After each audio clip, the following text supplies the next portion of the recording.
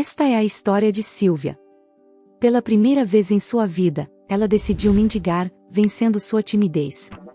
Ela permaneceu imóvel em um dos corredores do metrô, deixando seu boné velho e desgastado no chão, simplesmente ficando ali em silêncio, sem fitar ninguém. Sentia vergonha das pessoas que passavam por ela.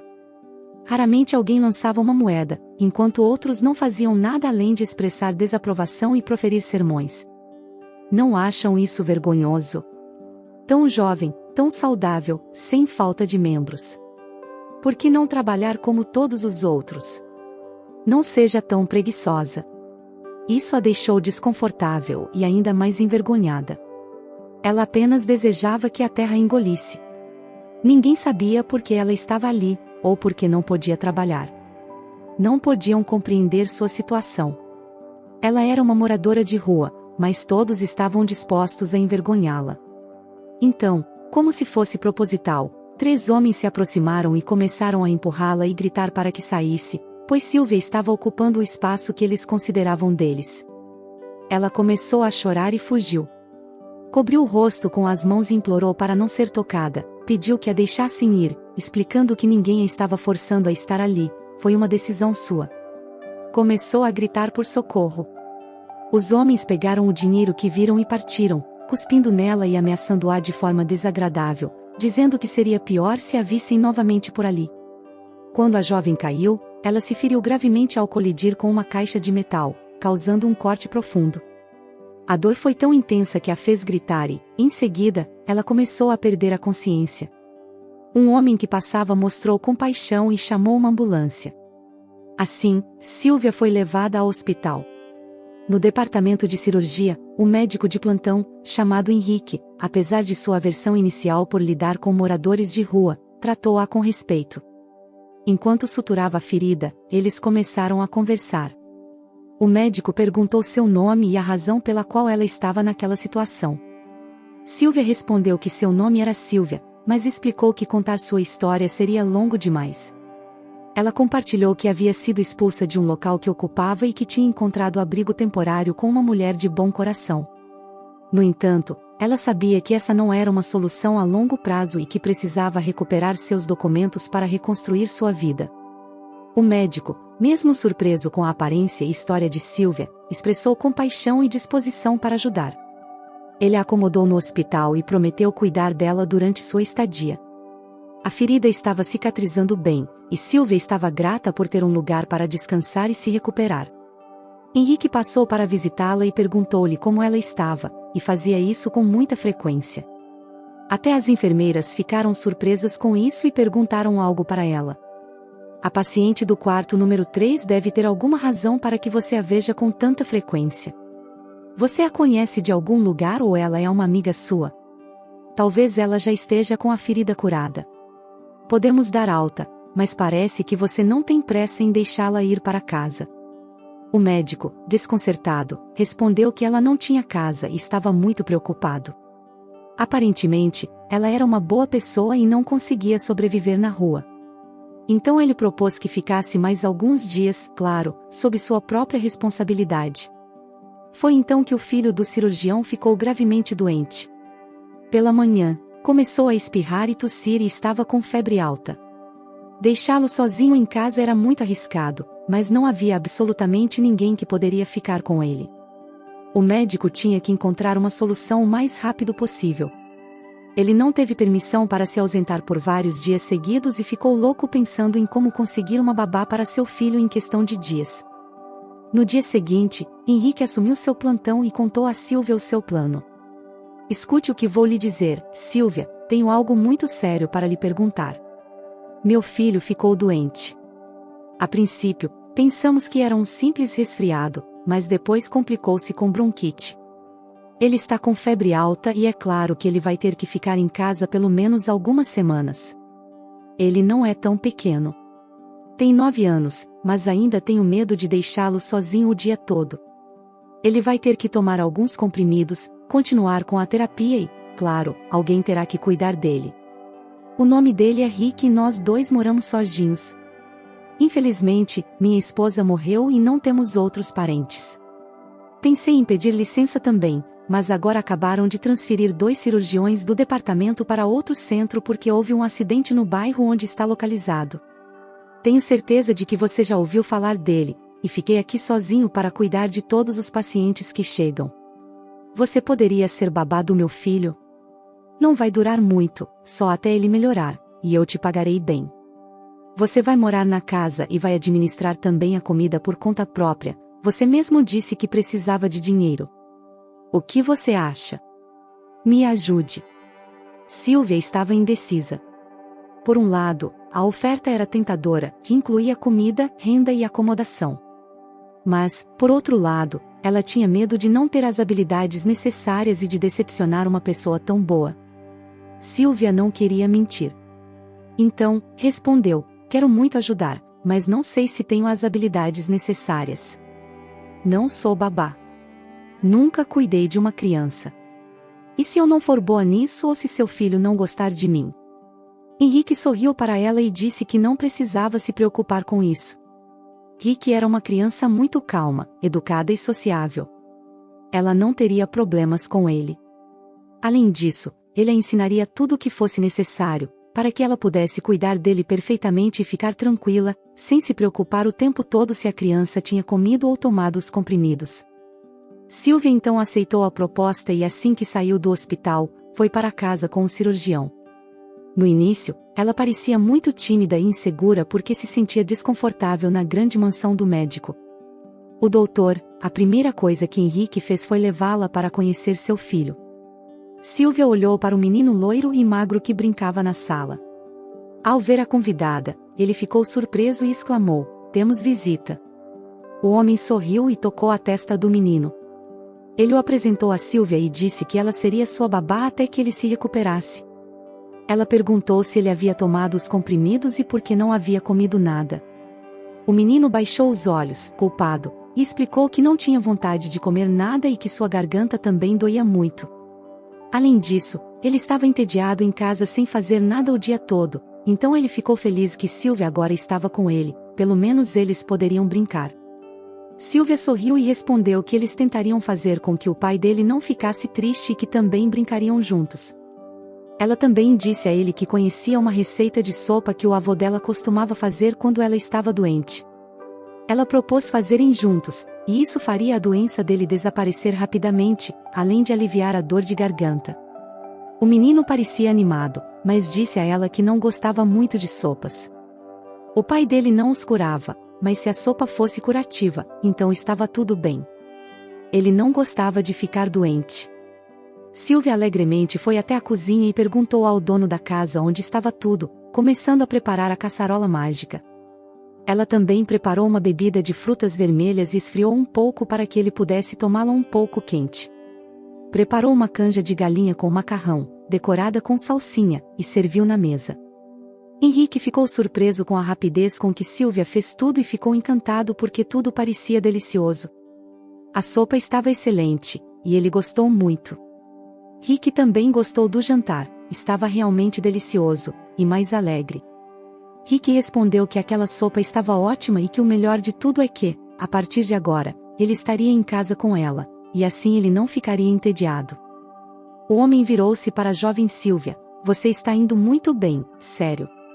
Rick costuma comer muito mal, mesmo quando está com boa saúde, e esses dias tive que fazer malabarismos para que ele comesse pelo menos alguma coisa.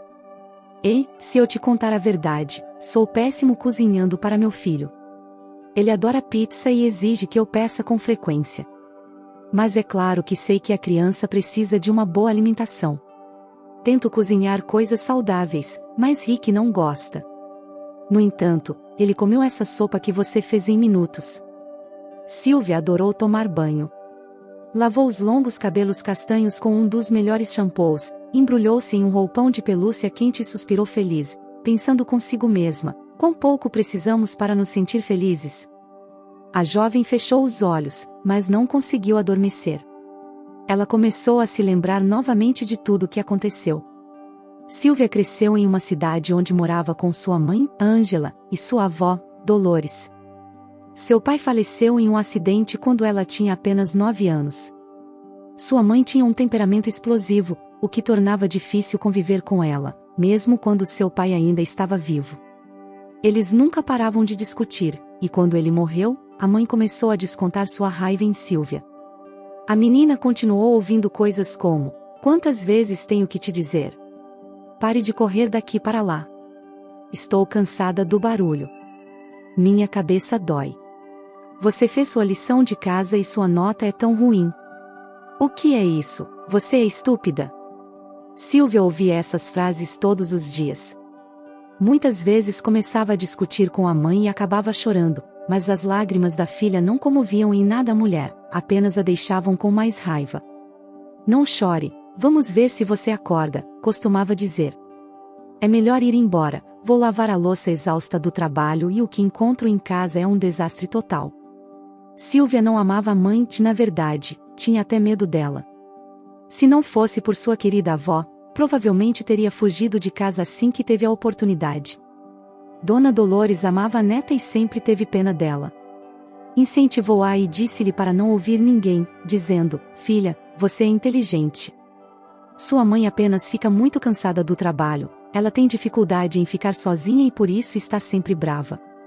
Mas você deveria saber que sua mãe te ama, ela só não sabe como mostrar. Eu sei o quanto você se esforça para ajudar sua mãe. E você estuda muito bem. Quanto às notas ruins, todo mundo tem, então não chore. Venha cá, meu amor, vamos nos abraçar e você vai se acalmar." Sylvia adorava a avó. Ela se apegava a ela porque era a única pessoa que entendia seu mundo interior e a apoiava em tudo. Dona Dolores era técnica de enfermagem até se aposentar e conhecia muito bem as ervas e como tratá-las. Ela sempre ajudava os vizinhos com suas doenças. A menina nunca se entediava e frequentemente a acompanhava na floresta, onde aprendia sobre ervas medicinais capazes de curar doenças. Dolores era uma mulher idosa agora, mas quando era jovem, sabia como criar sua filha e agora estava cuidando de sua neta. Um dia, quando Sylvia tinha 10 anos, ela e suas amigas foram nadar no rio. Elas sabiam perfeitamente que não deveriam nadar até o outro lado do rio porque as pessoas diziam que havia uma depressão muito profunda ali. No entanto, quando se é criança, sempre se tenta verificar as coisas por si só. Elas nadaram para ver quem chegava mais rápido. Sylvia tentou ultrapassar as outras e nunca teve medo da água, nadando até o centro do rio antes das outras. De repente, percebeu que seu corpo começava a girar em um redemoinho, entrou em pânico e tentou nadar com todas as forças. Gritou que estava se afogando, sentindo a água fria e cãibras nas pernas. Começou a gritar alto de dor e foi para o fundo. As outras crianças ficaram confusas e com muito medo. Elas nadaram de volta para a margem e começaram a gritar que Sylvia estava se afogando, pedindo ajuda. O vizinho Vitor a salvou, um adolescente que era 5 anos mais velho do que ela. Naquele dia, estava pescando nas proximidades e não tinha medo. Ele mergulhou na água, mesmo correndo o risco de afundar atrás de Sylvia e se afogar. Finalmente, conseguiu arrastar a menina para a margem e ajudou-a a recuperar o fôlego. Levou muito tempo para que ela pudesse respirar novamente. Normalmente, ela passava muito tempo chorando e expressando gratidão ao seu Salvador. Daquele dia em diante, os meninos se tornaram melhores amigos. Eles adoravam passear às margens do mesmo rio, conversar sobre qualquer assunto e compartilhar suas alegrias e tristezas. Quando cresceram, essa sólida amizade de infância se transformou em um primeiro amor. O jovem conquistou o coração de Sylvia de maneira encantadora, presenteando-a com buquês de flores silvestres e mantendo um comportamento sempre respeitoso. No entanto, a mãe de Sylvia ainda se opunha a esse relacionamento e repreendeu sua filha, alertando de que ela tinha apenas 16 anos e já estava envolvida com namorados. Deveria tomar cuidado, pois uma gravidez poderia comprometer seu futuro.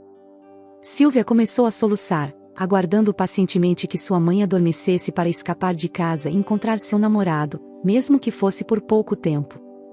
Ela estava apaixonada e ansiava por cada encontro com ele. A avó entendia melhor do que ninguém e muitas vezes defendia a neta. Porém, ocorreu uma tragédia inesperada. Dona Dolores faleceu pacificamente em seu sono.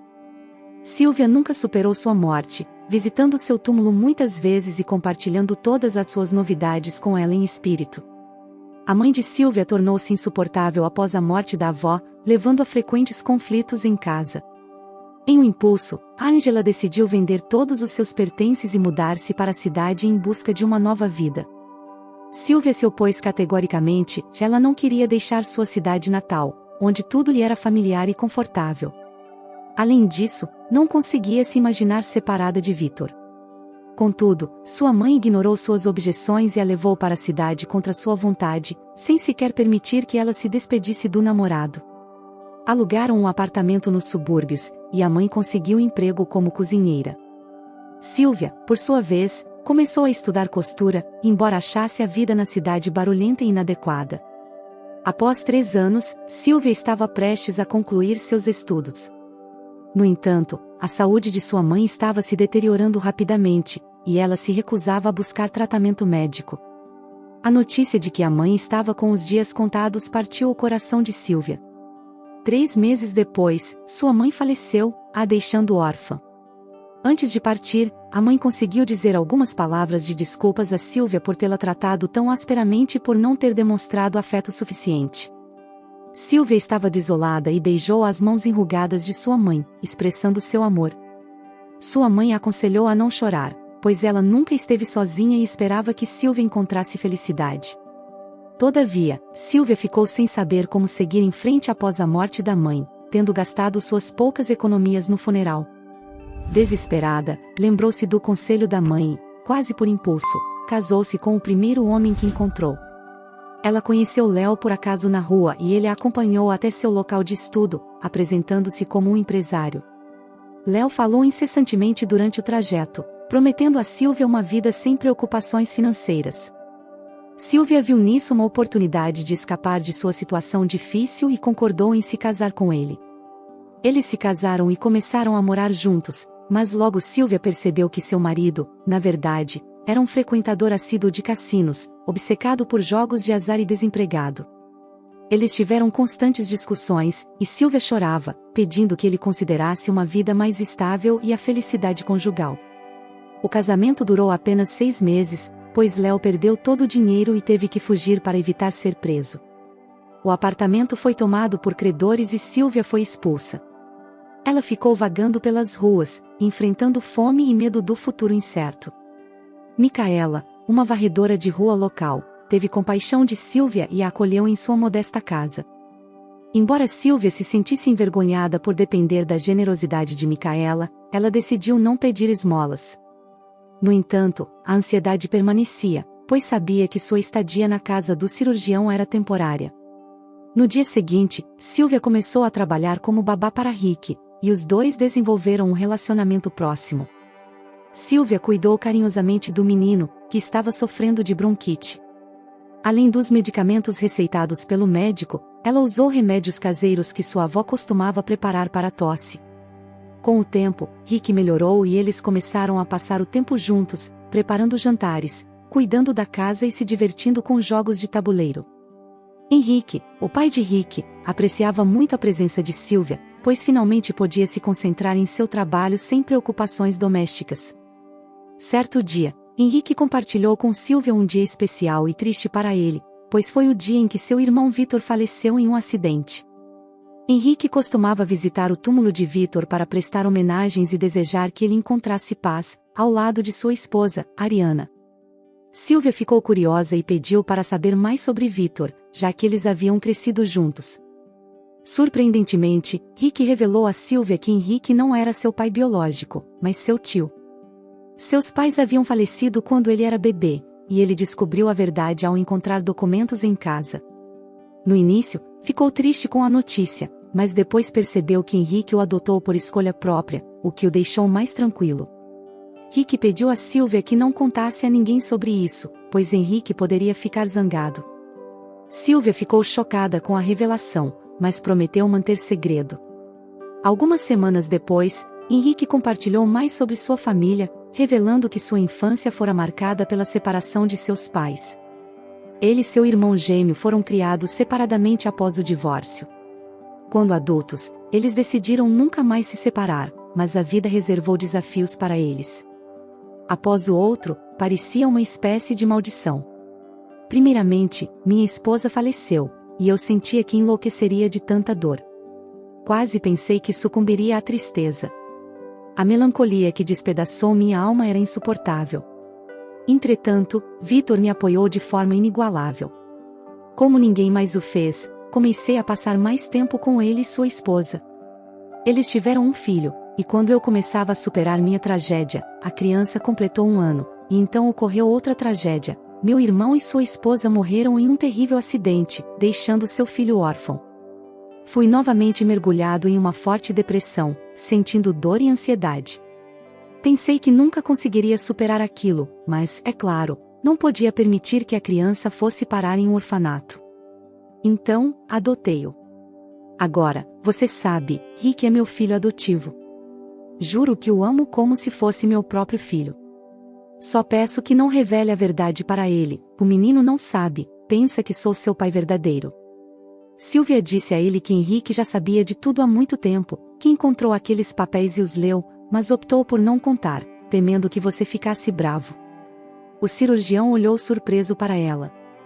Ele não conseguia acreditar na maturidade do menino para sua idade, mas talvez fosse melhor assim. Mais cedo ou mais tarde, ele teria que contar a verdade para o menino. Sylvia perguntou se poderia ver uma foto de seu irmão. Estava curiosa. Com quem a criança se parecia? O cirurgião respondeu que tinha fotos em um álbum e iria procurá-las. Começou a mostrar-lhe algumas fotos de seus pais, quando eram jovens e felizes, apontando depois para Vitor e sua esposa, que não se pareciam muito. Na verdade, Sylvia examinou a foto mais de perto e ficou completamente surpresa. Ela disse que Vitor era natural de sua cidade. Ela realmente não esperava por isso. Conhecia bem seu irmão, que a havia salvado quando ela era uma menina, tirando-a de um rio. Tornaram-se amigos e até se apaixonaram. Ela contou sobre as flores que ele lhe dava e como a admirava, mas sua mãe decidiu vender a casa e levá-la à força para longe da cidade. Os olhos de Sylvia se encheram de lágrimas ao saber que Vitor já não estava mais neste mundo, e as lembranças inundaram seus pensamentos. O cirurgião, surpreso, pediu que ela lhe contasse mais sobre sua vida, como ela acabou nas ruas. Sylvia suspirou e compartilhou sua história, afirmando que se fosse apenas a sua história, já seria trágico o suficiente. Eram desgraças seguidas. Ela estava estudando e havia se formado, mas após a morte de sua mãe, as coisas pioraram. Ela não tinha mais dinheiro para pagar o aluguel, e ninguém a aceitava em empregos por falta de experiência. Casou-se às pressas com o primeiro homem que conheceu, acreditando na ideia de que o amor era a chave para a felicidade. Léo era um jogador de cassino que perdeu tudo em um dia e fugiu. Ela foi parar na prisão e, quando saiu, as pessoas a quem devia a expulsaram de casa. Acabou se tornando uma moradora de rua, e essa foi toda a sua história. O homem pegou a mão de Sylvia, meio confuso, e perguntou se ela gostaria de ficar em sua casa. Henrique estava tranquilo e, assim, ela fez. Ficou calma e, aos poucos, descobriu que não eram estranhos um para o outro. Ela conheceu seu irmão, o que significava que ela havia sido uma pessoa importante em seu coração. Ele também lhe disse que, após a morte de sua esposa, algo dentro dele morreu e que apenas seu sobrinho poderia trazê-lo de volta à vida. Disse ainda que, quando a viu pela primeira vez, não conseguia entender quem ela lhe lembrava. Agora, ao olhar a foto, percebeu o quanto ela se parecia com Rebecca, os olhos, o cabelo, o rosto inteiro. Era incrivelmente semelhante, talvez por isso ele tivesse gostado dela desde o primeiro dia. Sylvia sentiu uma gratidão imensa por Henrique, quase se sentindo emocionada. Embora as palavras não saíssem com facilidade, ela expressou sua profunda gratidão por ele ter aceitado sua proposta, pois realmente não tinha para onde ir, e pensava que teria que vagar pelas ruas novamente. No entanto, a oferta dele a tirou da vontade de desistir de tudo. Sylvia também manifestou seu desejo de trabalhar, revelando suas habilidades na cozinha, algo que dominava desde a infância. Ela queria contribuir para a casa e receber ordens. Estava ansiosa para usar a máquina de costura que havia visto no armário e perguntou se poderia fazê-lo. O médico respondeu que ela nem precisava perguntar, que podia usar tudo o que precisasse, e que encontraria, além da máquina de costura, restos de tecido acumulados nas prateleiras há muitos anos. A mãe dela costurava muito bem, e Silvia gostava disso, então ela estava determinada a aproveitar essa oportunidade. O médico disse que não só ela podia usar a máquina de costura, mas também que, a partir daquele momento, poderia trabalhar em casa e até mesmo aceitar encomendas, pois ele tinha visto potencial nela. Ele também mencionou que poderiam procurar por clientes que precisavam de costura e ajustes. A vida começou a melhorar, e Silvia finalmente se sentiu verdadeiramente feliz. Em uma tarde de inverno, enquanto voltava para casa depois de fazer compras, viu um idoso tremendo de frio em um banco gelado. Ele estava vestindo uma jaqueta fina que não era adequada para o clima. Ele estava sentado, tremendo e esfregando as mãos quase azuis para se aquecer. Silvia sentiu compaixão pelo homem e se lembrou de quando ela mesma estava nas ruas, sem ter para onde ir. Com passos hesitantes ela se aproximou do homem e, em um tom suave e amigável, ofereceu ajuda. Ele respondeu que não tinha para onde ir e que não sabia quem era ou de onde vinha. O coração de Silvia apertou ao ouvir aquelas palavras, então ela decidiu não fazer mais perguntas. Em vez disso, estendeu a mão e convidou-a a acompanhá-la para casa, onde poderia se aquecer antes que o frio o prejudicasse. O velho homem olhou para ela com gratidão e a seguiu sem hesitar. Silvia levou-o para casa e ofereceu-lhe roupas limpas e um roupão para se aquecer. Ela disse que não o deixaria voltar para a rua naquele frio. O homem agradeceu profundamente e expressou preocupação por estar causando problemas, temendo que Henrique não ficasse satisfeito com a situação. Silvia o acalmou, assegurando-lhe que Henrique entenderia perfeitamente e não se oporia. Ela compartilhou que também passou por situações difíceis e que sempre havia pessoas bondosas dispostas a ajudar. Quando Henrique chegou em casa, Silvia explicou a situação e perguntou se ele se importaria. Henrique abraçou ela e disse que não via problema em ajudar alguém que estava em dificuldades. Quando o idoso saiu do chuveiro, Silvia ficou surpresa. Ele não parecia mais um morador de rua. Tinha olhos cinzentos enormes e um pouco tristes, cabelos grisalhos, mas parecia um homem respeitável. Silvia o apresentou ao médico, e todos se sentaram à mesa para jantar.